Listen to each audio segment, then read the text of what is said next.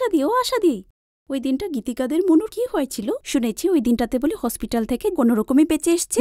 Diarrhoea হয়েছিল। আজকের মিটিংয়ে সেই নিয়ে আলোচনা করব। চলো চলো, তুমিও চলো। আপনি চলুন, আমি আসছি। ঠিক আছে। জলের থেকেই আমাদের অনেক ধরনের রোগ হয়।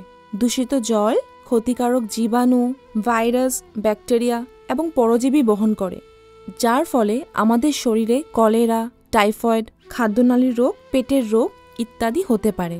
শুধু রোগই নয়, দূষিত জল পান করার ফলে আমাদের মৃত্যুও হতে পারে। তাই নাকি? শিশুদেরকে বিশুদ্ধ এবং সুরক্ষিত জলই খেতে দিতে হয়। অসুরক্ষিত জল খেলে শিশুর অপুষ্টিকর, পেটের অসুখ, বদহজম, বমি আর ডিহাইড্রেশনের সাথে রোগ প্রতিরোধ করার ক্ষমতাও কমে যায়। অনেক কথা জানতাম না। শিশুদেরকে যদি দূষিত জল খাওয়ানো হয়, তার জন্য তাদের মানসিক এবং শারীরিক বিকাশেও বাধা হয়। তাদের উচ্চতা, ওজন সঠিকভাবে বাড়ে না।